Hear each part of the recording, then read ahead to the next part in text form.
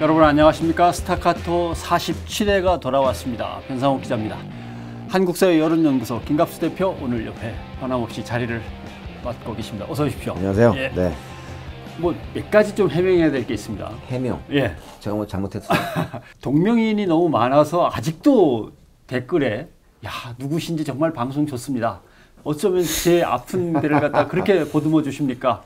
제 답답한 곳을 뚫어주십니까? 이러는데 그거는 해명이라기보다는 엉뚱한 사람인 줄 알고 엉뚱한 네. 사람한테 그 칭찬이 돌아가는 경우가 있어요. 그랬다면서요. 네. 우리가 이제 퍼블릭 피규어, 공인으로 산다는 것, 그 다음에 셀러브리티, 유명인으로 산다는 것이 감당해야 될 부담과 불편함이 굉장히 크거든요. 정확합니다. 저 그 책임감도 굉장히 큰 것이고 이 정도 딱 좋습니다. 예. 네. 헷갈리시라. 네. 메롱. 네. 이거 마침 또 옆에 손님도 와 계신데 우리끼리 너무 지금 정의당 부설연구소의 미래정치센터 소장을 맡고 계신 조성주 소장께서 와 계십니다. 어서 오십시오. 예, 안녕하십니까. 김 소장님, 조 소장님 두 소장님을 모시고 저는 진행하겠습니다. 김 대표입니다. 대표입니까? 여기도 한국발 올리는 것 같아요. 우리 소장이 따로 있거든요. 알았습니다. 자, 스타카토 47회 이제 핫 이슈로 들어가 보겠습니다. 스타카토 47회 첫 번째 핫 이슈는 헬조선에서 대한청년으로 살아남기라는 주제입니다. 우리 청년들을 뭐 3포 세대라고 부르다가 뭐 이제는 7포 세대, 뭐 5포 세대, 대한민국의 청년으로서 포기해야 할 것들은 자꾸만 늘어난다. 그런 얘기가 될 것 같습니다. 헬조선. 사실 대한민국이라는 국호가 있는데 이걸 조선이라고 부르는 것도 사실은 좀 자괴적인 이제 표현인데 거기다 헬자를 또 붙였으니까 지옥 같은 조선. 뭐 또는 불반도라는 말도 많이 쓰죠. 네. 불지옥, 뭐 불반도. 재밌는 얘기 하더라고요. 그 어떤 청년이 헬조선이라고 부르지 마라. 조선은 600년이라도 갔지. 지금 100년도 안 돼가지고 지금 간당간당하는 나라를 조선에 비교하는 게 맞냐. 이렇게 굉장히 자조적으로 얘기하는 청년들 같습니다. 저는 이제 물론 저는 학부도 역사를 전공한 사람이지만 가끔 역사하시는 분들이 우리나라 왕조가 지구상에서 거의 유일무이하게 오래된 왕조들이 많다. 신라는 1000년 갔고 고려도 한 450년 갔죠. 조선도 한 500몇 년 갔죠. 이러면서 이제 막 위대함을 얘기하는데 저는 사실 거꾸로 생각하면은 그만큼 왕조에 순응하고 살았다는 걸로 해석할 수도 있잖아요. 그렇죠. 그게 자랑할 건가? 이런 생각도 좀 들기도 하고. 봉건 시대에는 또 그런 해석도. 열린우리당 맨 처음에 만들 때는 100년이 가는 정당 그러지 않았어요? 뭐 이 대한민국 제1야당들이 당을 만들고 깰 때마다 늘 100년 가는 정당을 만든다고 해놓고는 깨고 뭐 그랬기 때문에. 근데 저기 3포, 5포, 7포 요즘에 뭐 다포 뭐 이런 얘기도 쓰던데 이것도 저는 이제 저 개인적으로는 모르겠습니다. 제가 이제 늘 하는 얘기지만 3포, 5포, 7포보다는 3도, 5도, 7도 그런 것들이 오히려 도전하는 개념으로 만들어서 이렇게 하는 것들이 훨씬 더 긍정적이고 바람직하지 않을까. 도전의 주인공하면 여기 조선하고 그러니까요. 지금 장 대표 도전하셨죠? 예, 정의당 당 대표 선거에 17%. 예, 17% 나왔습니다. 너무 적게 나왔어요. 저는 될 줄 알았거든. 그래요? 근데 저도 이제 제가 마음에 두면 잘 안 되더라고. 그래요. 자, 뭐 일단 다시 이제 계속 청년 얘기로 돌아갑니다. 네. 청년들이 겪고 있는 경제적인 고통, 취업 문제. 지금 노동시장 똑바로 특별위원회를 맡고 계시니까. 한번 어떻게 청년들이 지금 상황이 펼쳐지고 있는지에 대해서는 먼저 한번 총론을 얘기해 주시죠. 일단 최근에 청년 실업이라고 대표되는 청년들의 문제가 뭐 사실은 뭐 1, 2년 사이에 발생한 문제는 아니고요. 이미 한 10년도 더 전에 부터 이제 발생한 문제인데 이게 이제 해소되지 않고 계속 적체되다 보니까 다른 문제들이랑 겹쳐가지고 상황이 굉장히 안 좋아지고 있는 것 같습니다. 다른 문제라 하시면? 주거 문제 같은 거 이제 부동산 가격도 그 사이에 굉장히 많이 올랐는데 청년들이 이제 사회초년생이 돼서 나와야 되는데 취업 시장에서도 취업을 못 하거나 비정규직으로 취업을 하거나 이 상황에서 이제 주거비 부담이 실질적인 부담으로 다가온다든지 요즘에 이제 무슨 몇 포 세대 나오는 것도 이제 결혼 비용이나 이런 것도 이제 더 이상 자기의 노동시장에서의 임금으로는 이제 감당하기 힘들어지니까 자꾸 이제 결혼도 꺼리게 되고. 근데 이런 청년 문제들이 저는 한번 여쭤보고 싶은 게 청년만의 문제예요? 청년도 겪고 있는 문제예요? 이 문제는 정확하게 얘기하면은 청년도 겪고 있는 문제라고 하는 게 맞을 것 같습니다. 왜냐하면 지금 현재 노인 빈곤도 어마어마하게 지금 심각한 상황이거든요.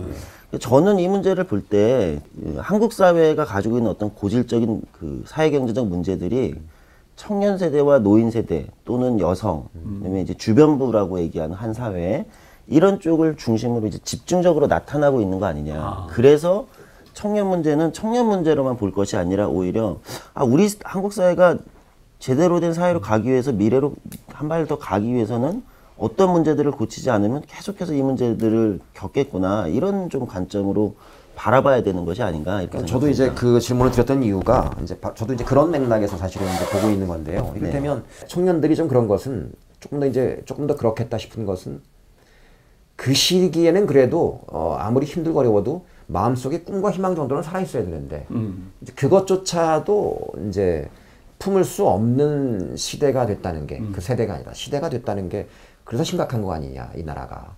저는 이제 그렇게 사실은 이제 보는 거죠. 그러니까 청년들이 이제 그렇게 생각하는 거죠.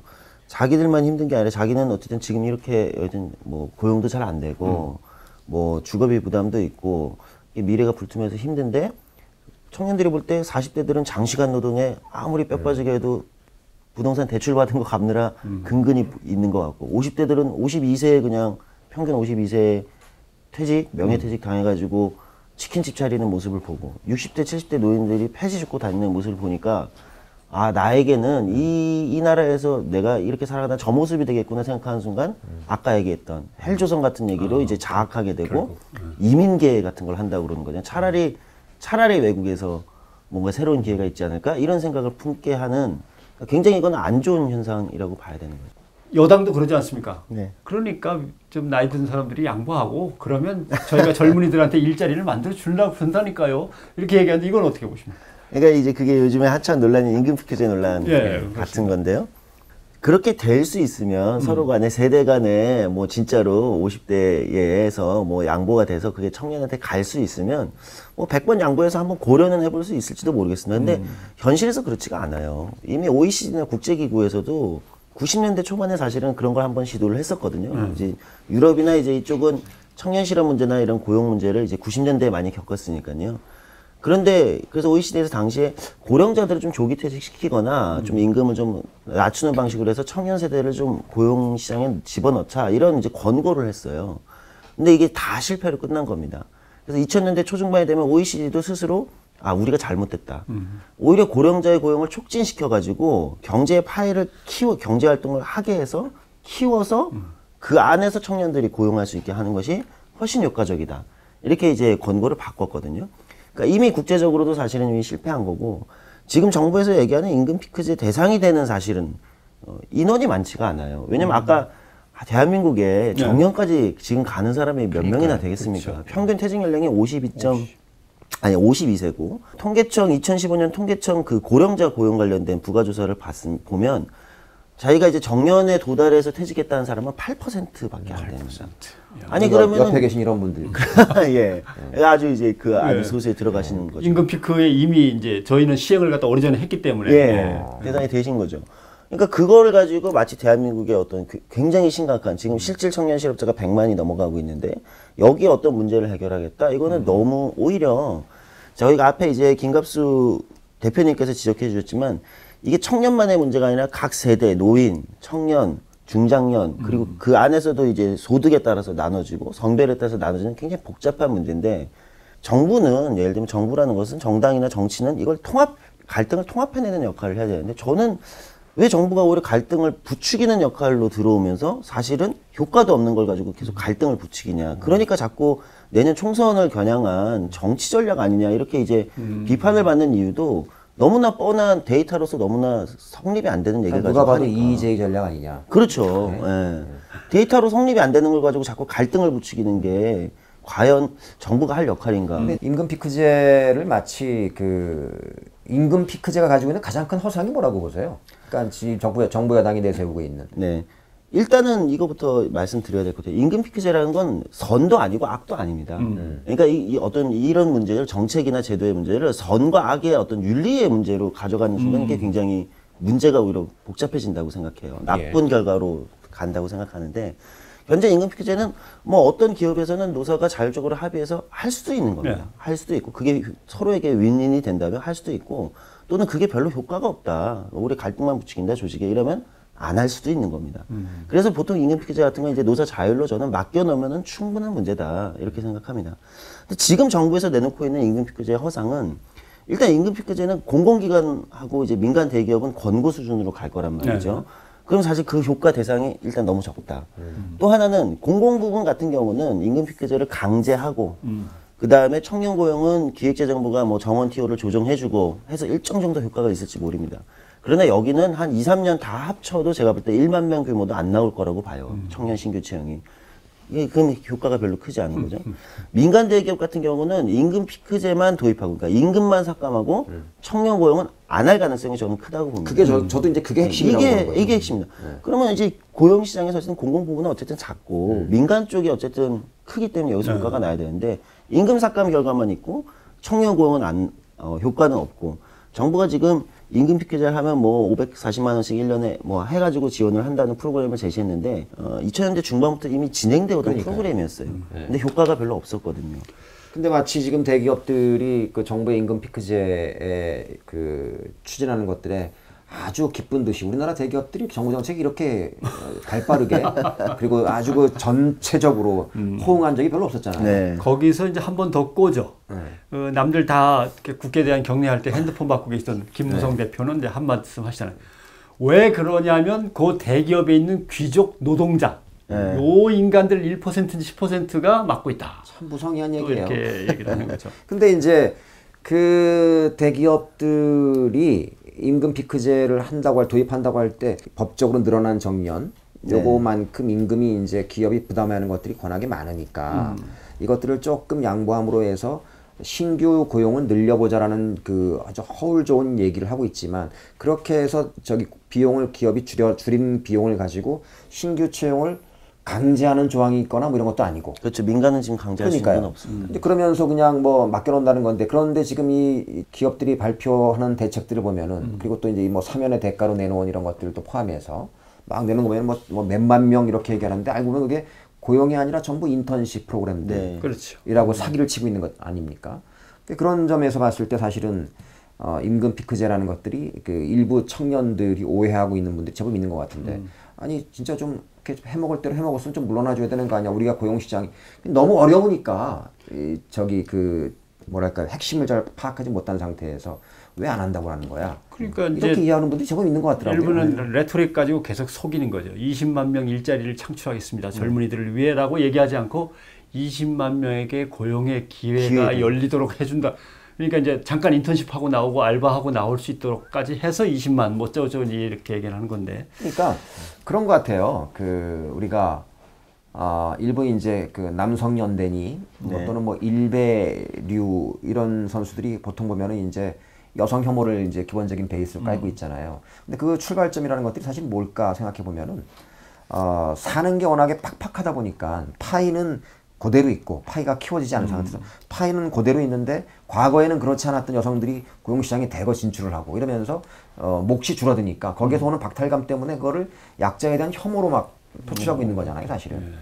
핵심들이. 그런 것처럼 이 청년들이 워낙에 어려우니까 그것들을 마치 노년층과 중장년층에 대한 저 사람들의 경쟁자다.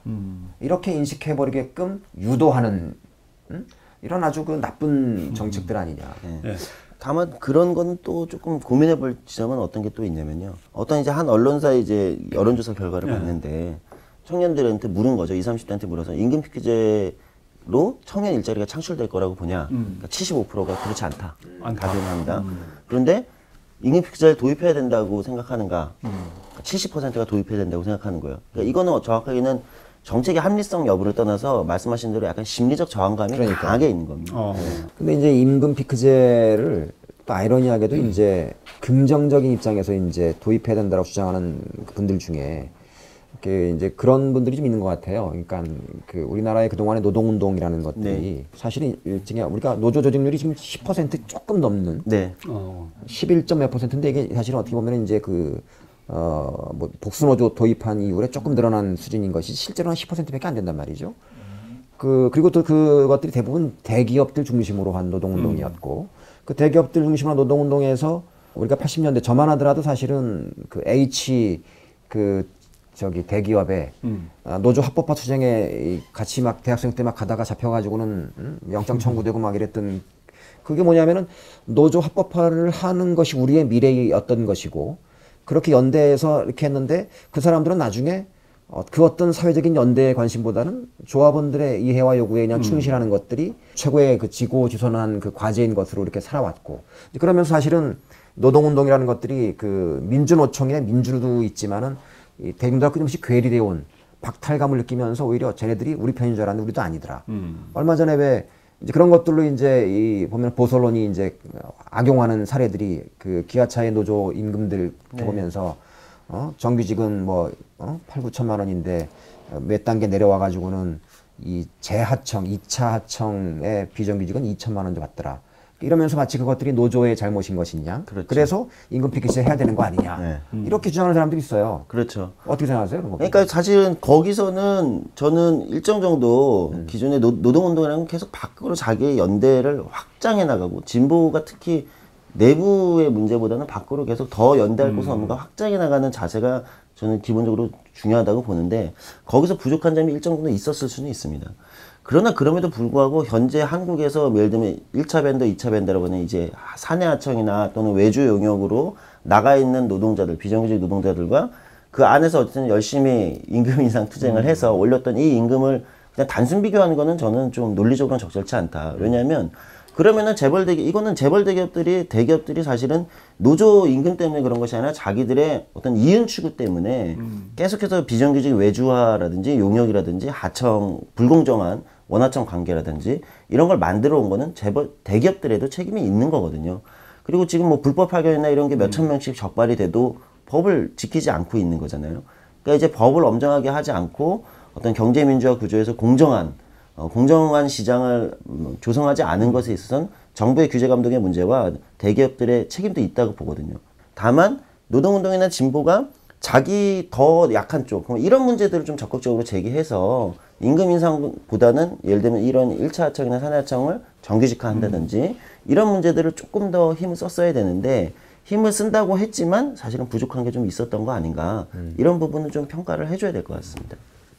노동 똑바로 세우기 네. 특위 지금 맡고 계신데, 이제 그 안에서 이런 문제들 논의하고 청년 문제들도 논의하고 어떤 것들 주로 논의하고 계십니까? 일단 이제 노동시장 똑바로 세우기 특위 저희 정의당에서는요, 현재로서는 이제 정부에서 내놓은 이제 노동시장 구조 개편 요거에 대한 이제 허점들, 문제점들을 일단 기본적으로 분석하고 대응하는 걸 기본으로 하고 있고요. 저희 내부에서는 사실은 그럼에도 불구하고 청년 고용 문제, 심각한 청년 고용 문제에 대한 어떤 별도의 대책이 나오지 않으면 여기를 비판하는 것만으로는 안 되잖아요. 가장 효과적인 공격은 건설적 대안을 제시할 때니까. 그렇죠. 이 대안을 만드는 거에 이제 또 별도의 논의 작업을 하고 있습니다. 그래서 발표가 될 예정인데요. 그런 작업들을 진행해서 좀 한국의 노동시장이 어떻게 하면 좀 더 공정하고 좀 더 개혁적으로 갈 수 있을까를 좀 고민하는 특위입니다. 그 청년 고용 문제는 뭐 사실 우리만 겪고 있는 문제는 아닌데 우리가 워낙에 심각하고, 네. 그거는 단순히 이제 그 고용률에만 문제가 있는 게 아니라 고용의 질이 또 최악인 상황이잖아요. 그리고 이제 우리나라가 지금 청년 실업률이 뭐 10% 조금 넘는다라고 정부가 발표하고 있지만, 학원에 가고 있거나 취업 준비를 하고 있거나 뭔가를 하고 있으면 그건 실업자로 분류를 안 하거든요, 이놈의 정부가. 네. 그러니까 실제로는 사실은 뭐 25%, 30%까지 갈 수도 있다. 네. 두 배는 잡아야죠, 최소한. 네. 최소 2배는 잡아야 돼요. 22, 23. 그건 굉장히 심각한 상황인 거죠. 이제 그런 부분들이 이제 비단 고용 시장이 좋지 않은 거에서 실업률이 높다는 거에 그치는 것이 아니라 이 청년들이라는 사람들이 이 사회에 가지게 되는 어떤 그 뭐랄까요, 분노, 적개심, 적개심, 그렇죠. 그런 것들이 이제 이상한 형태로 왜곡되면서 아까 말씀드린 그 약자에 대한 혐오, 그렇죠. 이런 것들은 이제 왜곡될 가능성이 매우 크다는 게 사실은 심각한 문제잖아요. 예.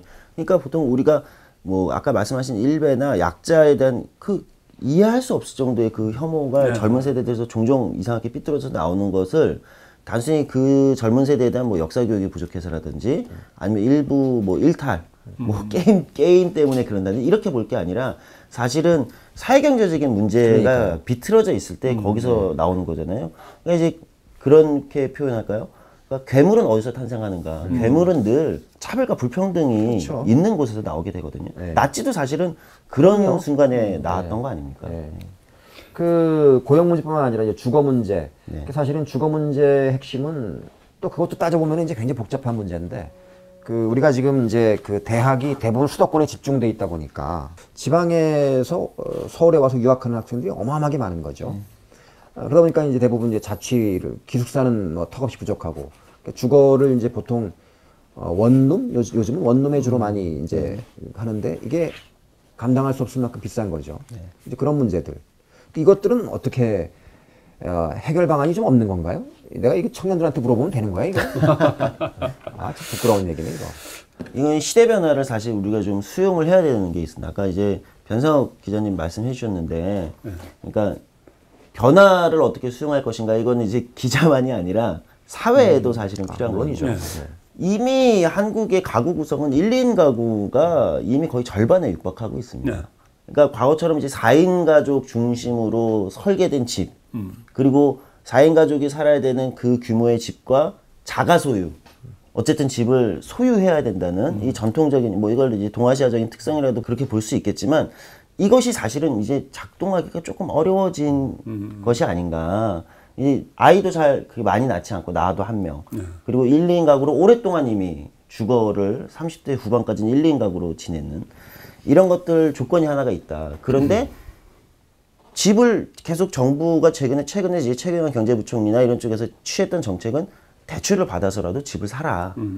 그러니까 전셋값이 오르고 전셋값이 너무 오르니까 전세로 있을 바에는 차라리 대출 받아서 집 사는 전셋가가 너무 오르니까 그 대출 받았다가 다시 또 하우스푸어가 되거나 이런 경우들이 생긴다는 거죠. 저는 기본적으로 시대 변화를 수용하고 그다음에 1, 2인 가구 중심으로 주거 정책을 일정 정도 중장기적으로는 전환시켜야 된다고 봅니다.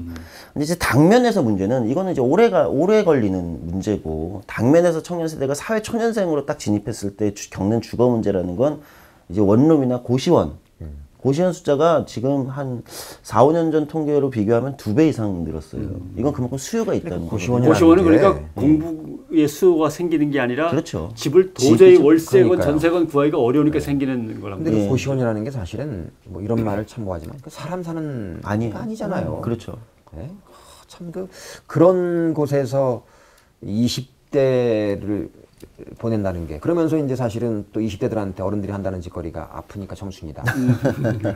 이런 개떡 같은 얘기가 어딨냐고요 이게. 근데 이제 지금 조 수장께서 얘기하신 것이 해결이 안 되고 예를 들면 1인 가구나 2인 가구로 중장기적으로 계속 집을 갖다 깔아줘야 되는데 결국 이걸 갖다 놓치고 10년, 20년 가면 다시 큰 집이 필요해요. 왜냐하면 도저히 나가서는 집을 구하고 직장을 구하기 어려우니까 애들이 다 집으로 들어오는 거죠. 일본 같은 경우 이제 그래서 그렇죠. 다시 4인 가구, 6인 가구, 맞습니다. 그러니까 3세대가 같이 사는 가구가 늘어나요. 왜냐하면 나가서는 먹고 살 길이 없어요. 모여서 집값이라도 아끼고 전기값이라도 모아야 그나마 유지가 되니까 다시 들어올 거예요 아마. 그러면 또 그러겠지. 그때 가서는 거봐 큰 아파트가 필요하다니까. 뭐. 자, 그 주거 문제 그렇고 그 소득 문제. 지금 이제 어쨌든 간에 최저임금이 6,030원으로 내년도에 결정됐죠. 네, 내년도에 지금은 이제 5,580원인데. 사실은 이거 받아서 생활이 되느냐? 안 된단 말이에요. 6,000원 올라도 안 되는 거고. 그러면서 이제 더군다나 이제 대학 진학률이 유례 없이 높은 나라잖아요, 우리나라가. 대학 등록금은 뭐 살인적이고. 그러면서 사실은 이제 대출을 다 받는단 말이에요. 대출 받음과 동시에 갚아날 능력 없이 대학을 나오는데 졸업해야 되는데 취업이 안 되니까 졸업은 유예시키고 한 1, 2년 이제 버티다가 학생 신분으로 얼마 전에 이제 버스에서 제자를 만났어요. 버스를 탔는데 어떤 여학생이 꾸벅 인사를 하는 거예요. 깜짝 놀라가지고 자리를 양보하는 거예요. 내가 괜찮아요. 저는 저 머리만 하얗지 이랬는데 교수님 허걱. 그래 이제 알고 봤더니 벌써 졸업해야 됐을 친구인데 졸업 유예를 하고 있는 거예요. 취업 준비한다고. 그렇게 해서 한 1, 2년 이렇게 유예하다가 그때는 이제 어차피 소득이 없으니까는 대출 이자를 이제 갚고 있어야 될 형편이겠죠. 그 다음에 그렇게 유예한다고 취업이 안 되니까는 또 몇 년 더 이렇게 하다가 빚을 못 갚다가 신용불량자로 전락하거나 또는 취업을 했더라도 비정규직이나 계약직 이런 그 질이 안 좋은데 취직하니까 소득이 안 되니까 그러면서 사실은 또 젊은 시기라는 게 욕망이라는 것들이 여러 가지 욕망들이 있는데 남들이 맛있는 거 먹고 막 그 페이스북에 뭐 올리면 나도 한번 해보고 싶고 그 사실 누구나가 다 우리도 겪었던 일이잖아요. 그러다 보니까는 빚을 갚을 길이 없는 거죠. 예? 그러면서 그래서 이제 빚쟁이로 전락을 이제 하면서 또 그냥 포기할 수밖에 없는 이런 상황들은 이거 어떻게 해야 될까요? 이거는 또.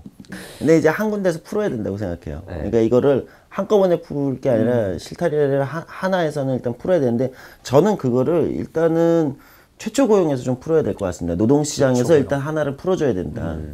근데 이제 중장기적으로 이제 지금 비정규직을 줄이고 예를 들면 최소한 이게 무슨 대단히 높은 임금을 받는 뭐 공기업이나 어디 재벌 대기업 수준의 임금을 바라는 게 아니거든요. 최소한의 생활이 일정 정도 되는, 그러니까 비정규직이나 최저임금이 아니라 일정 정도의 소득이 되는, 뭐 아마 그게 대충 제가 청년들 조사를 해보면 월 한 200만 원 조금 넘는 정도일 것 같아요. 이 정도만 있어도 일단은 생계와 이런 미래를 설계할 수 있겠다 이런 거거든요.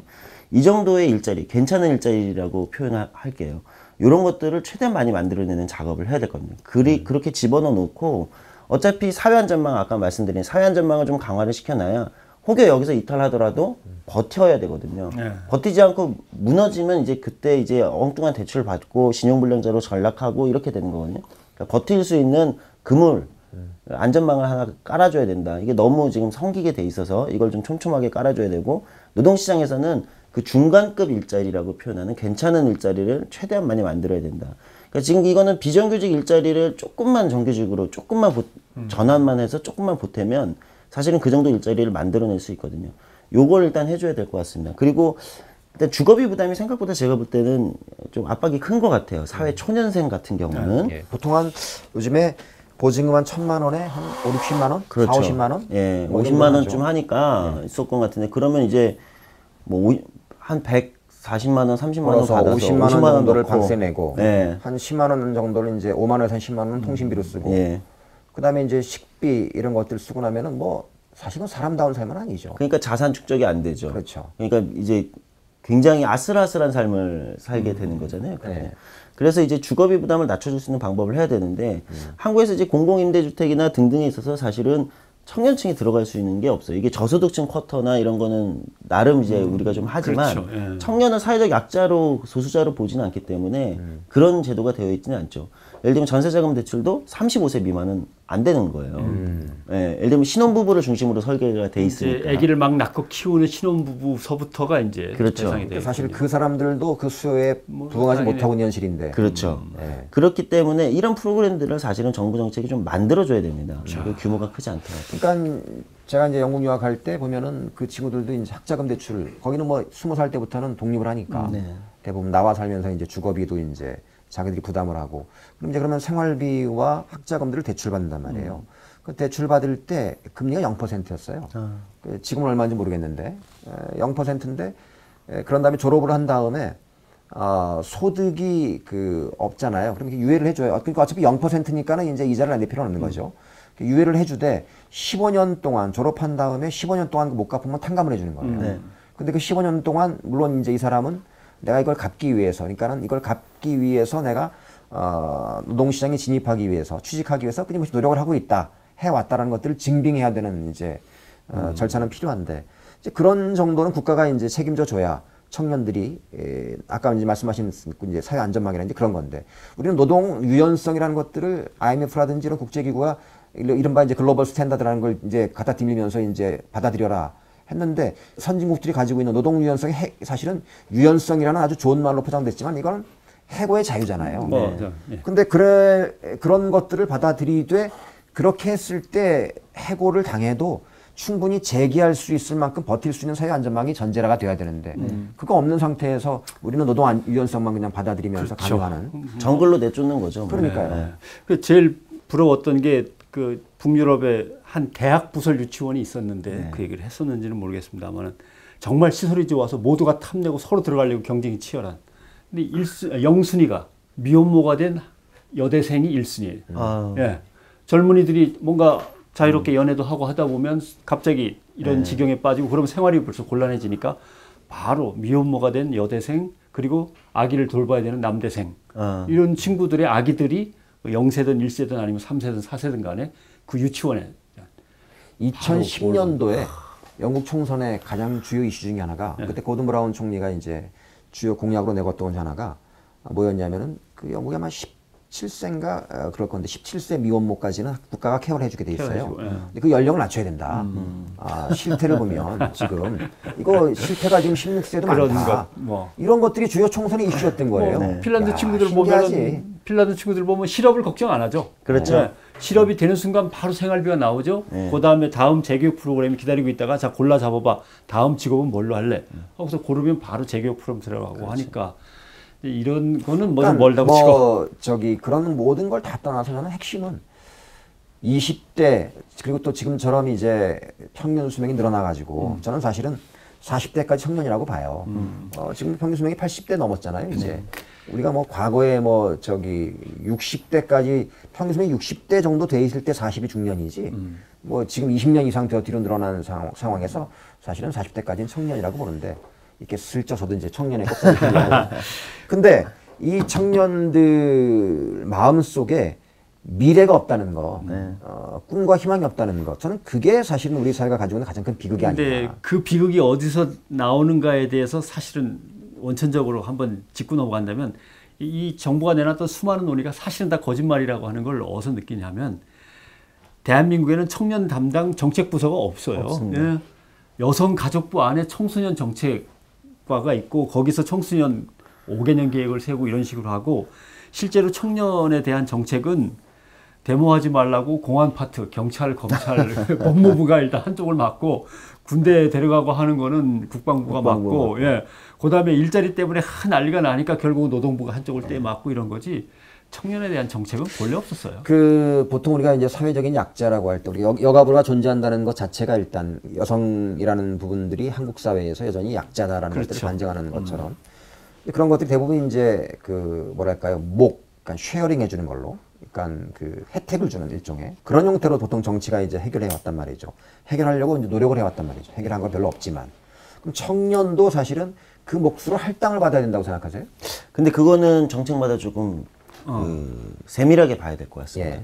그러니까 할당이 좋은 경우가 있고 사실은 어떤 정책에서 할당을 받는 것이 오히려 안 좋은 그러니까 오히려 서로 간에 집단 간의 갈등만 부추기고 오히려 다른 쪽을 더 소외된 쪽을 이제 뭐랄까요 더 소외시키는 예. 이런 결과로 나올 수도 있거든요. 그래서 모든 정책을 할당으로 할 필요는 없다고 생각해요. 예를 들면 지금 새정치연합혁신위에서 공천을 정치에서 이를테면 정치는 뭔가 할당 있어야 되지 않을까? 청년들 할당하겠다 발표했단 말이에요. 예, 예. 그럼 노인들은 뭐예요?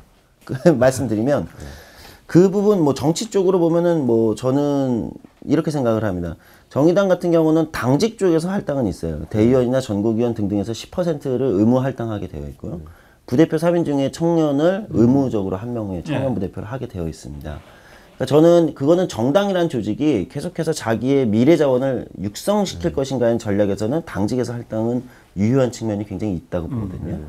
그런데 공직에서 할 때 그 아마 새정치민주연합 혁신은 이제 공천권, 그러니까 공직에서 할당을 하겠다는 얘기인데 이거는 정당마다 사정이 다를 것 같아요. 근데 새정치민주연합이 만약에 당 차원에서 야, 우리가 공직자로 청년들이 도저히 육성돼서 당장 육성될 가능성이 별로 없다. 그리고 이렇게 도저히 그런 키워내기가 힘들다. 이렇게 해서 강제 할당 방식으로라도 한시적으로 할당해서라도 예를 들면 하겠다 하면 뭐 정당이란 조직이 그런 판단을 할 수도 있죠.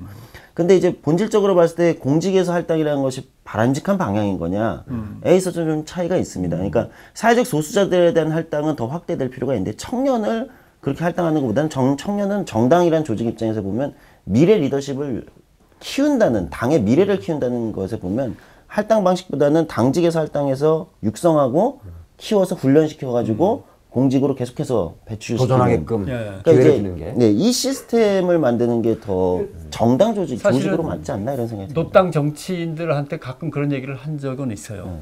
초코 케이크 하얀 빵에다가 하얀 초콜릿 입힌 다음에 또는 뭐 크림 입힌 다음에 맨 위에 초콜릿 장식하면 그게 초코 케이크냐? 그게 아니다.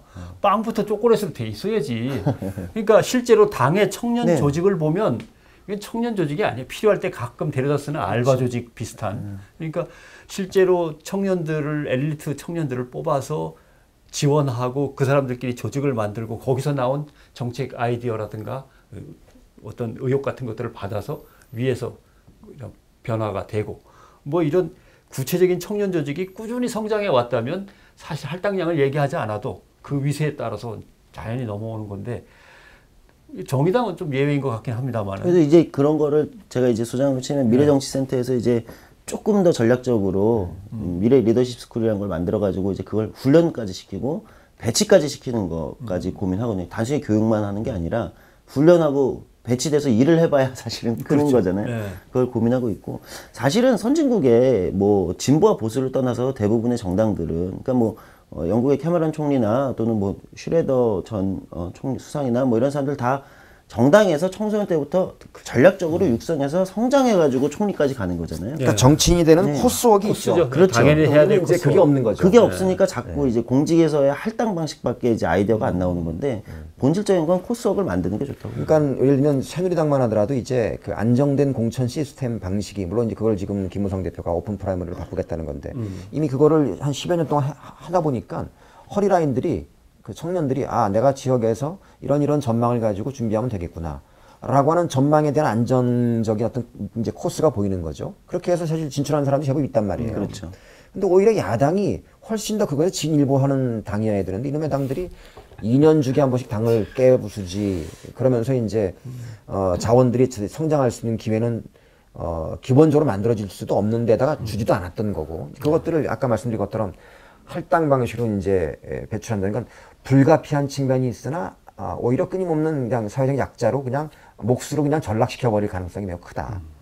결국 청년들은 자기들 목소리를 자기들이 뭉쳐서 대표를 뽑아서 내야 되는데 그 조직 자체를 갖다가 이제 만들어주지 않는 거죠. 당에서는. 네. 그런가 하면 총학생회는 총학생회대로 사실 요새 별 부실도 없고. 네. 그러니까 사회 속에서 청년들이 뭐 예를 들면 유니온 같이 뭔가 활동하는 것도 아직은 뭐 시작 단계고 하니까 청년이 포기하는 존재로 계속 내려가는 존재로 지금 반감들은 솟구치는데 그걸 묶어줄 청년의 어떤 조직이나 이런 것들은 없고 그러니까 투표장에 안 가는 거지 뭐. 이게 다시 이제 그 우리가 결론으로 좀 돌아오면 사실 이게 알고 보면 세대 문제가 본질이 아니잖아요. 그렇죠. 한국 사회는 사실 지금 한국 사회 전반을 관통하고 있는 말도 안 되는 불평등의 문제, 불균등의 문제 그런 것들이 이제 전반적으로 나타나고 있는데 유독 이제 좀 심한 좌절감 느끼는 게 청년 시대에는 적어도 안 그렇게 해줘야 되는데 이제 그러지 않고 있는 것 때문에 이제 최근에 어떤 그 뭐랄까 트렌드처럼 유행처럼 청년 뭐 이렇게 나왔지만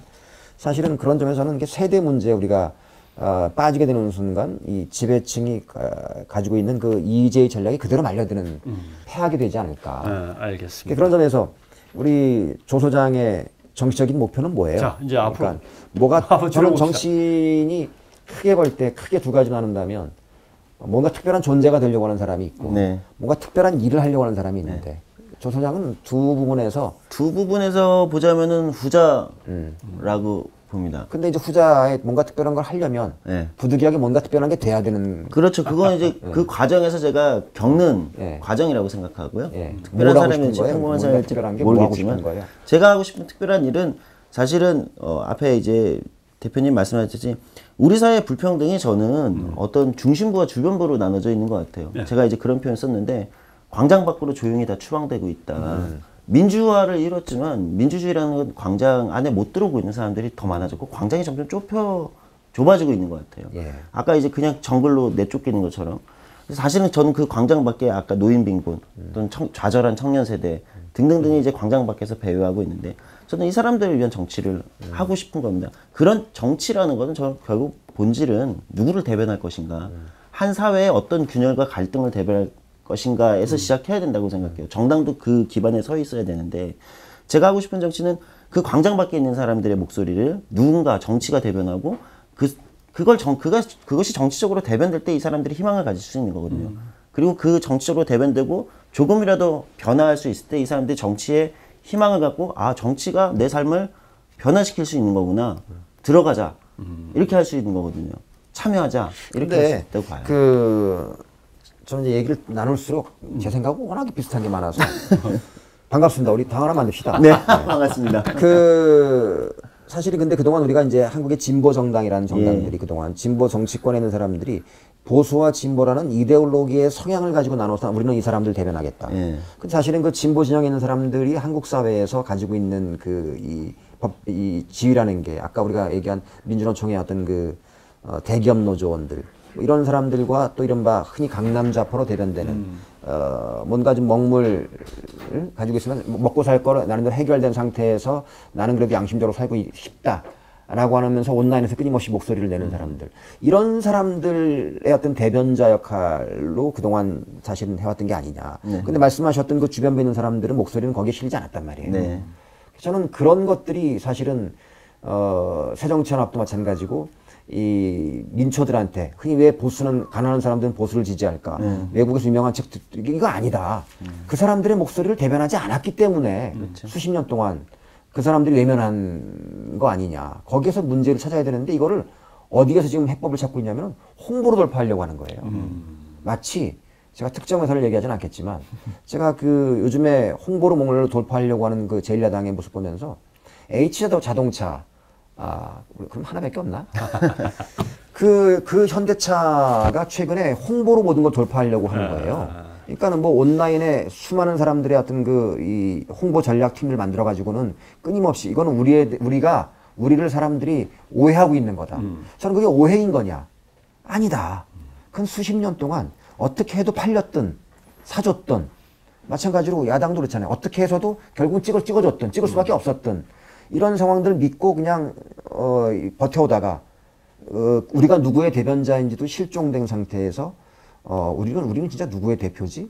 이런 대의민주주의 실종의 선봉에 서면서 사실은 어떤 정당 정치의 어떤 기본적인 뭐랄까요 본질들을 망각해오고 외면해왔던 그 후가인 것이지. 그거를 홍보가 잘못돼 물론 홍보도 못했었지. 홍보를 잘 해야죠. 알겠습니다. 그걸로 돌파하려는 거 하는 것들은 문제가 본질을 잘못 짚은 거 아니냐. 그런 점에서 우리 아까 조 소장이 말씀하신 것처럼 광장 밖에, 그러니까 저는 목소리 없는 사람들의 목소리. 네, 그렇습니다. 이게 핵심이다. 사실은.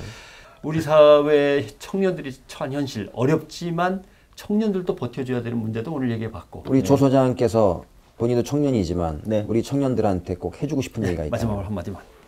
저는 뭐 이런 질문 받을 때마다 꼭 그런 얘기 하는데요. 일단 지금 힘들어도 용기를 잃으면 안 된다. 변화의 가능성이 있다는 거를 믿어야 된다. 세상은 쉽게 변하지 않습니다. 오히려 그런 헛된 희망을 가지는 것보다, 쉽게 변할 수 있다는 헛된 희망을 가지는 것보다 중요한 거는 쉽게 변하지 않지만 반드시 변화하는 곳이다. 라는 자세가 중요하다고 생각합니다.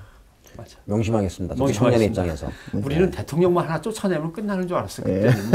아니더라고 진짜. 그러니까 대통령까지 해봤던 분이 맨 마지막에 남긴 말씀이 사실 정권 교체해봤자 대통령 하나 뽑아봤자 게 아니라 결국은 깨어있는 시민의 조직된 힘이더라 라고 하는데 우리가 큰 시사점이 거기에 있는 거죠 사실은.